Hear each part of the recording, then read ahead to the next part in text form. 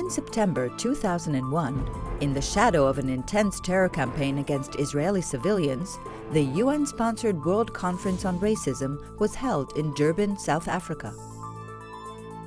Having failed to destroy Israel with traditional warfare and terrorism, Israel's enemies turned to soft power. And the Durban Conference became the platform to set out a strategy for delegitimizing Israel through international isolation based on the South African model. Thousands of non-governmental organizations, NGOs, gathered ostensibly to promote human rights and decry racism.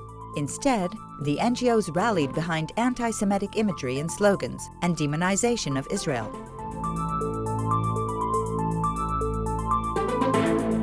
This is to be the first world conference against racism in the 21st century.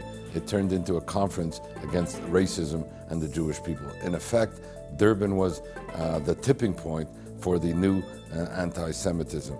It was in Durban that Israel was demonized as the major human rights violator of our time. And it became the foundation for basically not just attacking Israel, but the final declaration that was adopted by 1,500 NGOs there to declare Israel to be an apartheid state, committing ethnic cleansing, committing war crimes, and to take the measures that were used in South Africa against apartheid in order to effect the complete international isolation of Israel. That was the beginning of BDS, boycotts, divestments, and sanctions. And the purpose there is to label Israel as the new South Africa.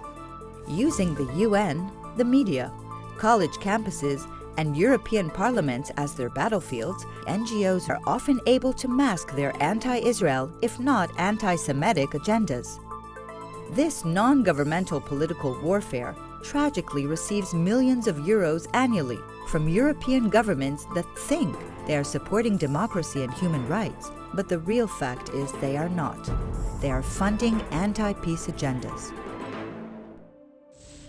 NGO Monitor is an independent research institute whose aim is to generate and distribute critical analysis and reports on the output of the international NGO community and its funders.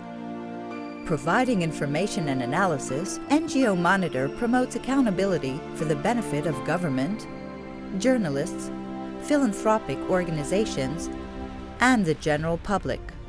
By exposing the NGOs that hide their political agendas behind the facade of human rights issues and working directly with European funders, NGO Monitor has succeeded in reducing and reassigning tens of millions of euros away from anti-Israel and anti-peace NGOs.